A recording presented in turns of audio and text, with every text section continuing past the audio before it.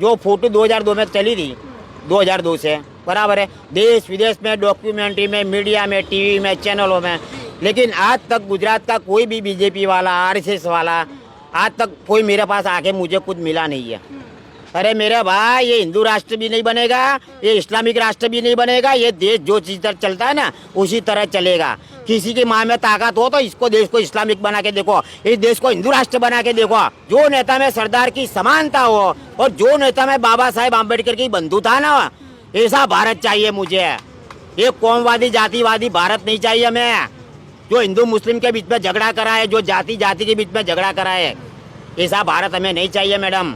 और ऐसा नेता नहीं चाहिए जो सरदार वल्लभ भाई पटेल की इतनी ऊंची मूर्ति बनवाए, बाबा साहेब की इतनी बड़ी प्रतिमा बनवाए। आपने बाहुबली फिल्म देखी मैडम? हाँ देखी सर। देखी ना? हाँ।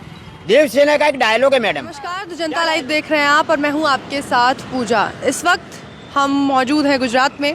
हमारा जो चुनावी यात्रा है हमारी, वो जारी है। लगातार हम ये जानने की, ये समझने की कोशिश कर रहे हैं जनता से यहाँ की कि गुजरात का क्या हाल है, गुजरात के लोगों का क्या मूड है और वो इस बार के इलेक्शंस में किसकी ओर देख रहे हैं, किस पार्टी की ओर अपनी उम्मीदों को लेकर वो देख रहे हैं। इन तमाम अपनी चुनावी यात्राओं के बीच हम लगातार कोशिश करते हैं कि आपसे कुछ ऐसी चीज़ों को भी रूबरू कराया जाए जिनका कहीं ना कहीं एक बहुत इम्पॉर्टेंट रोल रहा है गुजरात की पॉलिटिक्स पर या यहाँ की हिस्ट्री में। ऐसे में गुजरात की जब भी बात होती है, गुजरात की पॉलिटिक्स की जब भी बात होती है, तो गाहे बगाहे 2002 का जिक्र आ ही जाता है। 2002 का वो जो दृश्य है वो लोग नहीं भूल पाते और ना ही उसे भूलने दिया जाता है। बार बार वो तस्वीरें, उसका जिक्र, वो पूरा जो दर्द है गुजरात के सीने पर, वो उकेर दिया जाता है। और जब भी किसी दर्द की बात होती है तो उसे साबित करने के लिए या उसे प्रतीकात्मक तौर पर दिखाने के लिए कुछ तस्वीरें हमारे पास होती हैं। और ऐसे ही गुजरात के उस दर्द का भी प्रतीकात्मक जो रूप है वो 2 तस्वीरें थी, 2 पोस्टर बॉयज़ जो हमने गुजरात दंगों के दौरान देखे थे। उसमें से एक थे अशोक परमार उर्फ अशोक मोची, जो हाथ में लोहे की छड़ लहराते हुए, माथे पर भगवा पट्टा बांधे हुए, बिल्कुल एक राष्ट्रवादी हिंदू की तरह हिंदुत्ववाद का परचम लहराते हुए एक पोस्टर पर सामने आए थे। और दूसरी जो तस्वीर थी वो थी कुतुबुद्दीन की, जो कि हाथ जोड़े हुए, शर्ट पर खून के धब्बे लिए हुए और आंखों में आंसू लिए हुए अपने और अपने परिवार को बचाने की भीख मांग रहे थे। ये दोनों तस्वीरें जो थी वो प्रतीकात्मक तौर पर ये दिखा रही थी कि एक तरफ वो लोग थे जो इस पूरे दंगे के जो आक्रामक थे उनके रूप में सामने आए, और दूसरी तरफ जो कुतुबुद्दीन थे वो उन लोगों में थे जिनके ऊपर वो अत्याचार हुए। लेकिन उसके बाद तस्वीरें बदली और ये दोनों पोस्टर बॉयज़ मिले, दोस्ती हुई, ये हमने सबने देखा। लेकिन अब उन दोनों लोगों की ज़िंदगियां कैसी चल रही हैं और अब आने वाले चुनावों में भी वो किसकी ओर देख रहे हैं, किस राजनीतिक पार्टी की ओर देख रहे हैं, ये तमाम चीज़ें जानने के लिए हम यहाँ पहुँच गए।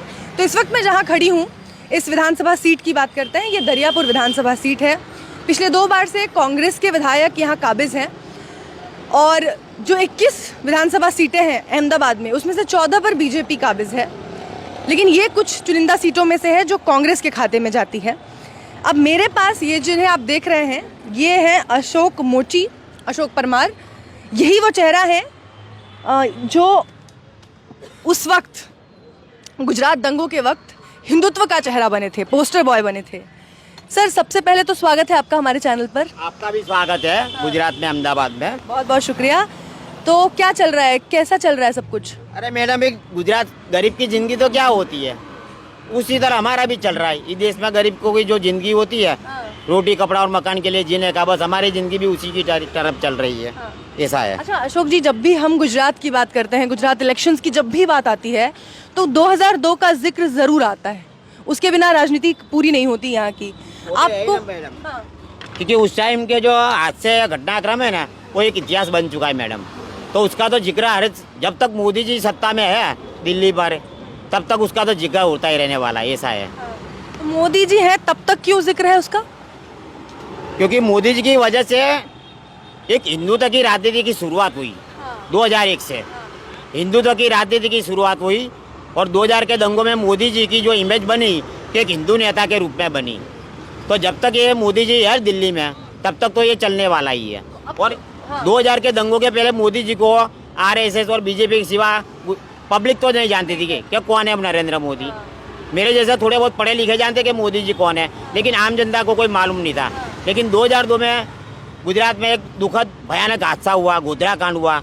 अयोध्या से आने वाले कार सेवकों को गोधरा में जिंदा जलाया और उसके बाद में यहाँ गुजरात में बदले की भावना से, गुस्से में, आक्रोश में आम जनता की ओर से और कुछ पार्टियों ने बड़े बड़े हादसे करवा दिए। तो उसकी वजह से गुजरात के जो दंगे थे वो देश विदेश में चर्चा का केंद्र बन गया ऐसा। अच्छा, लेकिन आपकी जो तस्वीर सामने आई थी, आपकी तो तस्वीर हिंदुत्व के, कहते हैं ना, हिंदुत्व का चेहरा बनकर सामने आई थी। उस तस्वीर की सच्चाई क्या है?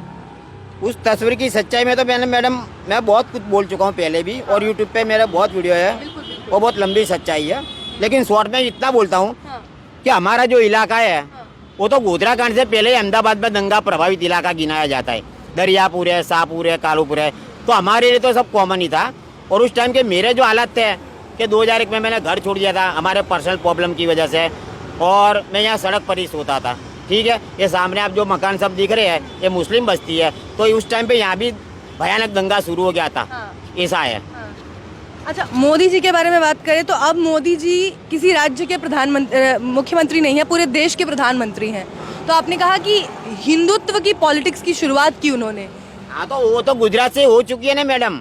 2001 से ही गुजरात से है। मतलब कि देखो, गुजरात में मोदी जी ने, आरएसएस ने गुजरात को हिंदुत्व की लेबोरेटरी बनाया है और यहाँ इन लोगों को सफलता मिली। हिंदुत्व की लेबोरेटरी बनाया। हाँ, प्रयोगशाला बोलते हैं ना, जहाँ प्रयोग होता है। तो गुजरात में गोधरा कांड और गोधरा कांड के बाद के जो दंगे हुए तो उसकी वजह से यहाँ गुजरात को हिंदुत्व की प्रयोग। तो आपने जो ये वर्ड यूज किया हिंदुत्व की प्रयोगशाला, वो सफल रही? सफल ही रहा ना मैडम। ये जो यहाँ गुजरात में जो प्रयोग किया उन्होंने वो गुजरात में तो सफल ही रहा। और उसके बाद में लगातार गुजरात के में बीजेपी आती रही है, बराबर है।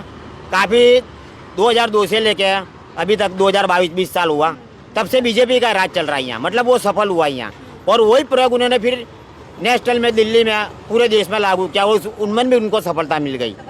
हाँ, क्योंकि 2 बार मोदी जी वहाँ बने ना, दिल्ली में भी, और ये तीसरी बार भी आएंगे शायद 2024 में। तो आप इसको कैसे देखते हैं कि जो ये प्रयोग सफल हो रहे हैं, ये अच्छा है कि बुरा है? बुरा, बहुत बुरा है मैडम, बहुत बुरा है। ये हमारी देश की एकता के लिए और आज़ादी में, हमको जो संविधान में आज़ादी के अधिकार मिले हैं ना, वो सबके लिए बुरे है मैडम। इसका मुझे 20 साल से यहाँ गुजरात की धरती पर अनुभव हो गया है, एहसास हो गया है कि इनकी जो राजनीति है ना, सबके लिए सही नहीं है। देश के लिए भी सही नहीं है, महिलाओं के लिए सही नहीं, दलितों के लिए नहीं, मुस्लिमों के लिए, गरीबों के लिए, किसी के लिए सही नहीं है। क्योंकि आपके सामने मैं बैठा हूँ ना, मेरी जो फोटो 2002 में चली थी, 2002 से, बराबर है, देश विदेश में, डॉक्यूमेंट्री में, मीडिया में, टीवी में, चैनलों में। लेकिन आज तक गुजरात का कोई भी बीजेपी वाला, आरएसएस वाला, आज तक कोई मेरे पास आके मुझे कुछ मिला नहीं है। इसकी 2 तस्वीर की वजह से मैं उस पर बहुत आफत आई, बहुत मुसीबत आई। वो सबका सामना मैंने अकेले ने भी किया है, ठीक है। लेकिन इनकी ओर से कभी मेरे को कोई मदद नहीं मिली है, क्योंकि जो तस्वीर मैंने दी थी ना, वो मानवता और समानता, इंसानियत की भावना से ही दी थी, ठीक है। तो मैं भी किसी से जुड़ा हुआ नहीं हूँ, वो टाइम पे जुड़ा नहीं था, आज भी नहीं जुड़ा हूँ। कोई भी हिंदूवादी संगठन या बीजेपी से मैं कभी जुड़ा नहीं हूँ। लेकिन आपको जोड़कर देखा गया था, माथे पर भगवा पट्टा था। मीडिया की गलत फहमी की वजह से उस टाइम पे मुझे जोड़ दिया था हिंदूवादी लोगों के साथ में, ये बजरंग दल वाला है और जो हिंदुत्व बोलते हैं उसका समर्थक होगा, इस तरह का मीडिया ने दिखाया था। जबकि मीडिया की आपको एक बात बोलूँ, मीडिया ने काफ़ी 12 साल मेरी तस्वीर चलाई, लेकिन मीडिया ने कभी पर्सनल मेरे बारे में लिखा था कि ये तस्वीर किसकी है, कहाँ की है। दंगा तो गुजरात में मैडम 2-3 हज़ार जगह पे हुआ था, बड़ा छोटा बड़ा सब मिला के, ऐसा है। तो उस वक्त आप हाथ में वो लोहे की छड़ लेकर क्या करने जा रहे थे? अरे मैडम, मैं आपको पहले ही बोला ना कि हमारा जो इलाका है अहमदाबाद का ही है, ये हिंदू मुस्लिम मिक्स इलाका है और यहाँ तो पहले से ही दंगे हो रहते थे। तो उस टाइम पे मैंने मेरी सेफ्टी के लिए वो सब किया था। जैसे कि मैं सड़क पे सोता था, ठीक है, मेरी बड़ी बड़ी दाढ़ी थी, और वो टाइम पे यहाँ मेरे बाजू में एक मुस्लिम का गैरेज था।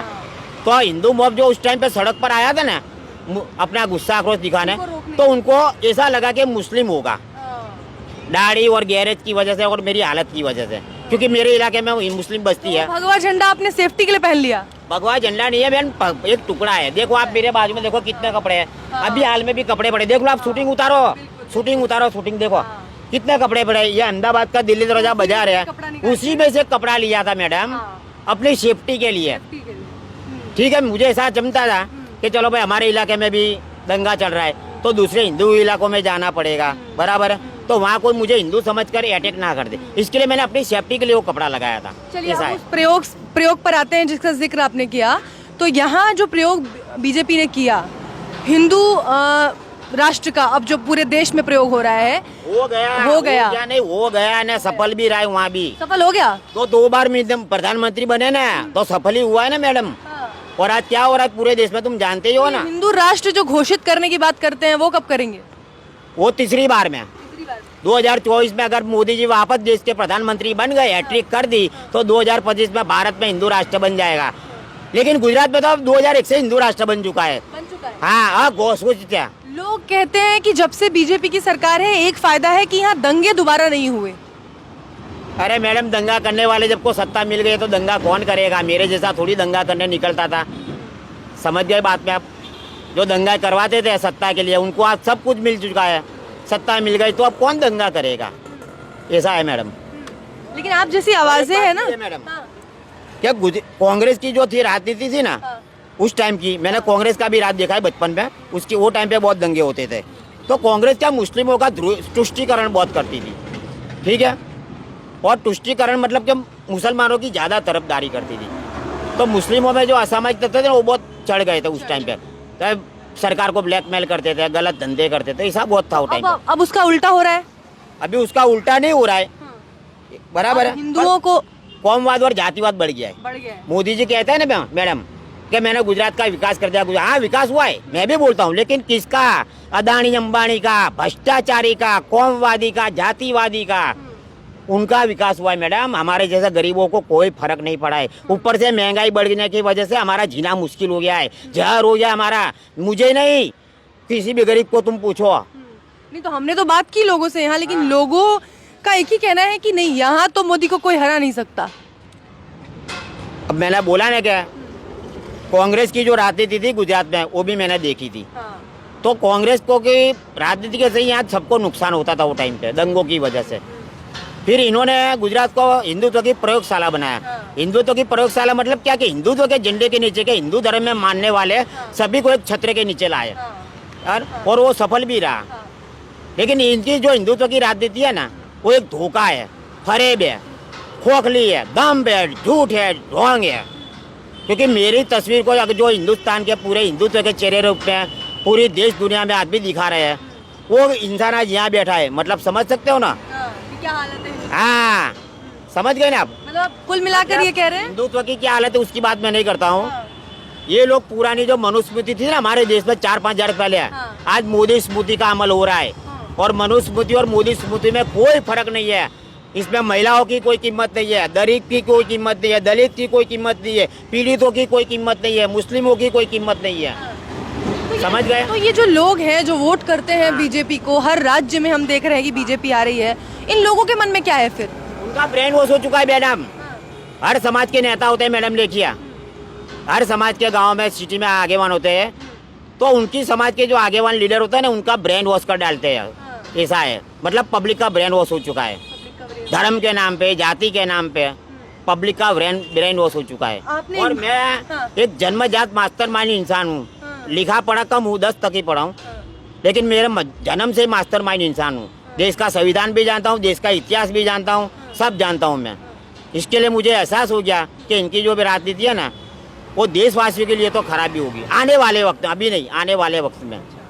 यहाँ के मुसलमानों की क्या हालत है? यहाँ के मुसलमान मोदी जी को ऐसा कहा जाता है कि बहुत पसंद करते हैं, बहुत प्यार करते हैं। अब सत्ता को सलाम मारना वो तो पूरी दुनिया की फितरत है मैडम। अब उनको भी मालूम पड़ गया कि गुजरात में बीजेपी के सिवा कोई आने वाला नहीं है, तो अपने फटलब के लिए कुछ भी लिए सत्ता को सलाम मारेंगे। और मैं एक सच्चा गुजराती हूँ मैडम, गांधी बापू का वंशज हूँ, वारसदार हूँ। सत्ता को सलाम मारना वो मेरी फितरत नहीं है, सत्ता के सामने संघर्ष करना वो मेरी फितरत है। अगर अंग्रेजों के सामने महात्मा गांधी ने आवाज नहीं उठा दी ना, तो आज तुम भी ना होते ना, मैं भी ना होता। हाँ, तो आपने वो सब होने के बाद, उसके बाद आपकी ज़िंदगी कैसे बदली? आपने एक दुकान भी खोली थी अपनी, जिसमें आपके वो जो दूसरे पोस्टर बॉय थे, कुतुबुद्दीन साहब वो भी आए थे, उनसे आपकी दोस्ती भी हुई, आपने उनसे फीता भी कटवाया। अभी इसमें ऐसा है ना मैडम कि मैंने पर्सनल तो कोई गुनाह नहीं किया था, लेकिन उस टाइम पे जो हादसे हो गए उसका मुझे चेहरा बनाया था। फिर यहाँ मेरे पे ये सब चीज़ की वजह से मेरे पे FRI हुई, ठीक है। एक बार मेरे पे अटैक भी हुआ क्योंकि मुझ पर बजरंग दल का सिक्का मार दिया था किसी मीडिया वालों ने। अच्छा। तो उस टाइम के बदले की भावने वाले कुछ लोग ने मेरे पे अटैक भी किया था, लेकिन मैं बच गया था। फिर मेरे पे FRI में नाम आया। FRI में काफ़ी 6 साल हमारा केस चला, 2009 तक चला, और उसमें यहाँ के किसी भी मुसलमान ने मेरे खिलाफ गवाही नहीं दी, ठीक है। तो कोर्ट ने हमें छोड़ दिया क्योंकि हमारे इलाके में कोई भी मुसलमान नहीं मरा है, ना मैंने किसी को मारा था ना दूसरों ने मारा है, सिर्फ सड़क पर छोटा मोटा नुकसान हुआ था। अशोक जी, जैसे आपने कहा कि किसी ने आपके खिलाफ बयान नहीं दिया तो आपको छोड़ दिया कोर्ट ने, वैसे ही तीन कमिटियों ने, एक राज्य की कमेटी, एक केंद्र की कमेटी और एक अलग से निष्पक्ष कमेटी ने मोदी जी को क्लीन चिट दी है गुजरात दंगों में। देखिए, मैं इतना पढ़ा लिखा नहीं कि वो कमेटी के बारे में बोल सकूँ, वो राजनीति का विषय है, वो जनरल है, उसके बारे में मैं कुछ नहीं कह सकता हूँ। लेकिन एक बात तो जरूर बोलूँगा मैडम कि एक राज्य के मुख्यमंत्री होने के नाते मोदी जी की ये जिम्मेदारी है कि लोगों की जान माल का रक्षण करना बिना भेदभाव के, हिंदू हो, मुस्लिम हो, दलित हो, किसी का भी। वो टाइम पे निष्फल रहे थे, फेल हो गए थे, और उन्होंने अपनी निष्पक्षता का स्वीकार नहीं किया। इन्होंने अपनी निष्पक्षता का स्वीकार टोपला, दोस्त का टोपला गुजरात की जनता पे डाल दिया था कि गुजरात के दंगों में मेरा या मेरी सरकार का कोई हाथ नहीं है। 5 करोड़ की जनता का गुस्सा और आक्रोश, और जब उन्होंने ऐसा बोला ना, उसी के बाद में मीडिया ने 5 करोड़ के प्रतीक के रूप में, एक फैस के रूप में मेरी तस्वीरों का ज़्यादा इस्तेमाल किया था। क्योंकि जहाँ पे दंगा हुआ था, जहाँ मुसलमानों पे अत्याचार हुआ ना, वहाँ तो आप लोग भी शूटिंग उतारने नहीं जा सकते थे मैडम वो टाइम पे, नहीं तो आपको भी मार पड़ती। यहाँ ऐसा नहीं था मैडम, यहाँ तो पत्रकारों को, उनको जो पत्रकार धर्म है वो हमने निभाने दिया है मैडम। जब एक पत्रकार ने मुझे बोला कि मैं आपके गुस्से और आक्रोश चाहता हूँ, तो मैंने मेरी मर्जी से उसको वो दिया था, हाँ, कि भाई देखो गुजरात की जनता में कितना गुस्सा है, आक्रोश है, वो घटना की वजह से, और वो गुस्से आक्रोश का प्रतीक मैं था। लेकिन वो आक्रोश मुसलमानों के प्रति नहीं था, वो घटना के खिलाफ था, सिर्फ एक घटना के खिलाफ था, किसी कौम के खिलाफ नहीं था मैडम, कि ये इन्होंने बुरा किया, ऐसा है। तो आप क्या चाहते हैं, आप कैसा भारत चाहते हैं? और आज जो भारत है उसकी जो तस्वीर है और आपके मन में जो तस्वीर है वो कैसे अलग है?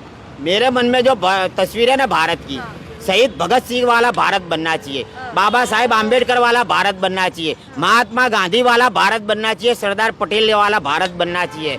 जो नेता में महात्मा की मानवता हो, जो नेता में सरदार की समानता हो, और जो नेता में बाबा साहेब आम्बेडकर की बंधुता ना, ऐसा भारत चाहिए मुझे। ये कौमवादी जातिवादी भारत नहीं चाहिए हमें, जो हिंदू मुस्लिम के बीच में झगड़ा करा है, जो जाति जाति के बीच में झगड़ा करा है, ऐसा भारत हमें नहीं चाहिए मैडम। और ऐसा नेता नहीं चाहिए जो सरदार वल्लभ भाई पटेल की इतनी ऊंची मूर्ति बनवाए, बाबा साहेब की इतनी बड़ी प्रतिमा बनवाए। आपने बाहुबली फिल्म देखी मैडम? हाँ देखी सर। देखी ना? हाँ। देव सेना का एक डायलॉग है मैडम। हाँ। क्या डायलॉग है? जब वो माहिष्मती में जाती है पहली बार, तो वहाँ उसके साथ में क्या होता है, तब माहिष्मती एक डायलॉग बोलती है कि ऊंची ऊंची प्रतिमा बनाने से कोई राज्य महान नहीं बन जाता, कोई साम्राज्य महान नहीं बन जाता।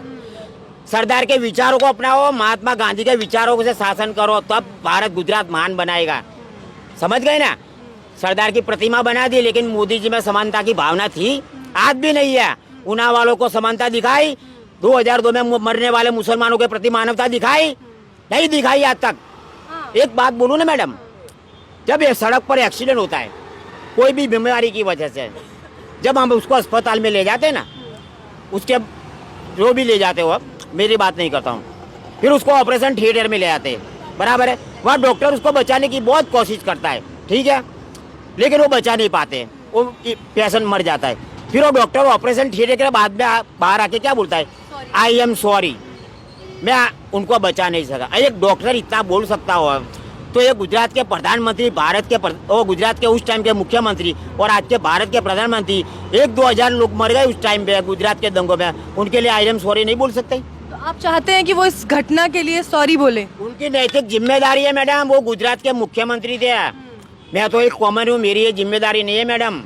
वो गुजरात के मुख्यमंत्री थे, धर्म जाति के भेदभाव बिना लोगों को अपने समानता की रखे है, लेकिन उन्होंने वो नहीं रखा है।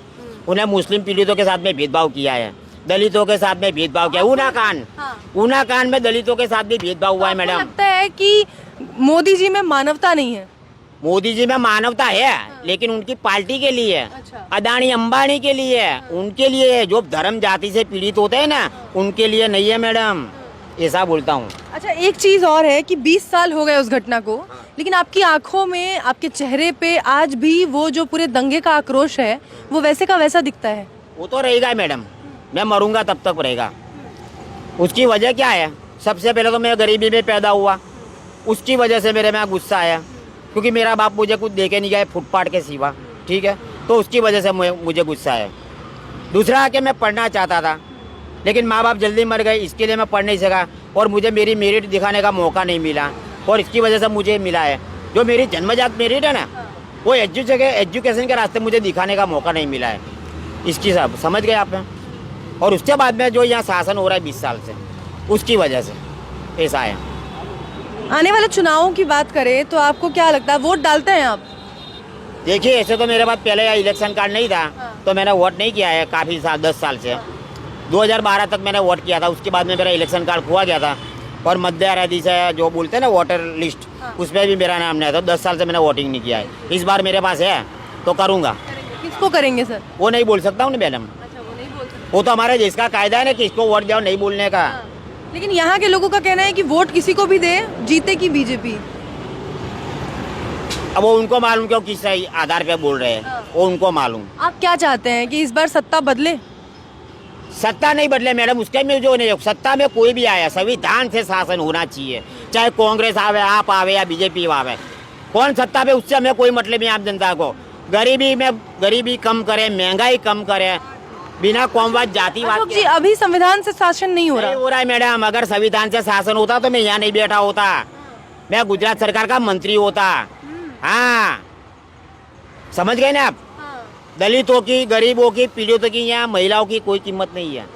जो पढ़े लिखे लोग हैं ना, उनकी कीमत है। बाकी मेरे जैसे गरीब की, मजदूर को कोई पार्टी अपने पास नहीं बुलाएगी। तो ये हिंदू राष्ट्र अगर घोषित होता है, अगर हिंदू राष्ट्र बनता है, तो ये कौन से लोग हैं जो सपना देख रहे हैं कि विकास होगा और भारत एकदम विश्व गुरु बन जाएगा? अभी वो क्या बोलते हैं, आपने एक सीरियल देखी थी ना मैडम, बहुत टाइम पे दूरदर्शन पे आती, शायद आपने नहीं, मैं बचपन में देखता था, हमारे घर जब रहता था, मुंगेरी लाल के हसीन सपने। बस ये मुंगेरी लाल के हसीन सपने ही देख रहे हैं। खुली आंखों पे सपने देखने वाले लोग हैं हिंदू राष्ट्र का। अरे मेरे भाई, ये हिंदू राष्ट्र भी नहीं बनेगा, ये इस्लामिक राष्ट्र भी नहीं बनेगा। ये देश जो चीज तरह चलता है ना, उसी तरह चलेगा। किसी की माँ में ताकत हो तो इसको, देश को इस्लामिक बना के देखो, इस देश को हिंदू राष्ट्र बना के देखो। बोलो कोई किसकी माँ में ताकत है? बीजेपी वाले तो कह रहे हैं, जैसे अभी आपने कहा कि अघोषित हिंदू राष्ट्र है 2001 से गुजरात। उसका मतलब है मैडम, क्योंकि गुजरात में कौमवाद और जातिवाद है। हाँ, वो यहाँ के लोगों में है, लोगों में नहीं है, पार्टियों में है। आपने देखा होगा कि 2014 में जब मोदी जी गुजरात से वहाँ गए दिल्ली में, उनका प्रमोशन हो गया, विकास हो गया। उसके बाद में 2015 में गुजरात में क्या हुआ था? हार्दिक पटेल नाम का एक मासूम लड़का, जिसको दुनियादारी का भान नहीं था, अपनी समाज के लिए आरक्षण मांगने निकल पड़ा था। वो अब किसी का कहने पे ही निकला होगा ना।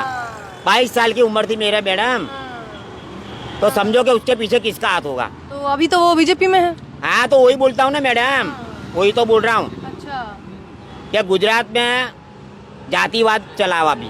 उसके बाद में राजनीति में जातिवाद है। राजनीति में जातिवाद चला हुआ। उसने आरक्षण मांगा तो ओबीसी में अपनी समाज को बोला कि हमको ओबीसी में समाओ, हमारी कम्युनिटी को। तो ओबीसी की ओर के अल्पेश ठाकुर आ गया, फिर ऊना खान हुआ, फिर दलित नेता के रूप में हम जिग्नेश मेवाणी आ गए। मतलब ये जातिवाद नहीं तो क्या है मैडम? कोई एक ऐसा नेता नहीं है जो पूरे गुजरात को मंजूर हो आज। मतलब सब पूरे अपने गुजरात जाति का एक नेता नहीं है, एक नेता नहीं है, अलग अलग धर्म के नेता है। मोदी जी सबके नेता नहीं है। मोदी जी सबके नेता नहीं है। जब गुजरात में थे तो पार्टी के नेता थे, एक पार्टी के नेता है। गुजरात की नहीं, भारत की आधी बस्ती मोदी जी को वोट नहीं देती है। सिख नहीं देते हैं, मुस्लिम नहीं देते हैं, दलित नहीं देते हैं, कई लोग नहीं, वो नहीं देते हैं, ख्रिस्ती नहीं देते हैं, क्रिश्चियन नहीं देते हैं। तो कहाँ से? पूरे खाली सत्ता के रूप में वो भारत के प्रधानमंत्री है, और वो भी हिंदुओं को ही मान्य है। पंजाब, राजस्थान, हरियाणा के किसानों को मान्य नहीं था जब किसान आंदोलन हुआ ना। आज के टाइम में कोई ऐसी एक पार्टी है जो आपको लगता है कि निष्पक्ष है, जो तुष्टिकरण नहीं करती राजनीति में जाति धर्म का? देखिए मैडम, मैं गुजरात के बाहर है सिर्फ केरला गया हूँ और किसान आंदोलन में गया हूँ, तो वहाँ की क्या राजनीति है उसके बारे में मैं कुछ नहीं बोल सकता हूँ। बाकी गुजरात, भारत में आज ऐसी भी एक पार्टी नहीं है जो संविधान से शासन करे, कोई नहीं है। कोई प्रदेशवाद चलाती है, कोई कौमवाद चलाती है, कोई जातिवाद चलाती है, यूपी बिहार आप राजस्थान। किसान आंदोलन में गए थे हाँ किसानों का समर्थन करने, हाँ उससे कुछ उम्मीद मिली आपको? हाँ, एकता देखी मैंने वहाँ। एकता देखी आप? हाँ, आपने जो अपने- एक भारत श्रेष्ठ भारत का मोदी जी जो सपना देखते हैं ना, वो मैंने किसान आंदोलन में देखा, गुजरात में नहीं देखा। वहाँ मुझे भी समानता मिली, मानवता वहाँ भी दिखी। लेकिन किसान आंदोलन भी खत्म हो गया। वहाँ कोई हिंदू नहीं था, कोई मुस्लिम नहीं था, सब थे, अमीर थे, गरीब थे, समानता थी, सब था वहाँ। वहाँ मैंने देखा ऐसा। अच्छा अशोक जी, आप हिंदू हैं? ऐसे तो अभी की हमारी जो देश सिस्टम है मैडम, उससे तो हमारी गिनती हिंदू में होती है। अभी जो बेसिक सिस्टम मतलब क्या, वर्ण व्यवस्था? वर्ण व्यवस्था नहीं मैडम, अभी जो संवैधानिक सिस्टम है तो उसमें तो हमारी गिनती हिंदू में ही होती है ना, दलित जो होते हैं। अच्छा, दलितों को हिंदू में गिनते हैं? हमारा जो जन्म का प्रमाण पत्र होता है उसमें हम हिंदू और हमारी जो कास्ट आती है वो लिखाया जाता है। नहीं तो कई दलित तो ऐसे हैं जो खुद को हिंदू नहीं मानते। वो नहीं मानते हैं, अब तो मैं भी नहीं मानता हूँ मैडम। अब आप भी नहीं मानते? हाँ, अब क्यों? 20 साल में मैंने जो गुजरात में एहसास किया ना, वो मैं भी मानता हूँ कि मैं हिंदू में गिनाता नहीं हूँ, मैं दलित में ही गिनाता हूँ। दलित ऐसा है। अलग है। दलित अलग है, दलित अलग नहीं है। ऐसे तो दलितों को हिंदू धर्म से जोड़ दिया हजारों साल से, पर जो हिंदू धर्म के ठेकेदार है ना, वो दलित को हिंदू नहीं मानते मैडम, समझ सके ना। आप गांधी की बात कर रहे थे, गांधी कहते थे कि दलित हिंदुओं का अविभाजित अंग है, लेकिन दलितों को कभी राजनीति में वो जगह नहीं मिली। वो वर्ण व्यवस्था की वजह से मैडम। हाँ, ऐसा है। चलिए, बहुत शुक्रिया अशोक जी, हाँ। बहुत बहुत धन्यवाद आपका हमसे बात करने के लिए। और जो पूरी राजनीति है गुजरात की 20 सालों की, उसको आपने निचोड़ कर रखा हमारे सामने, बहुत शुक्रिया।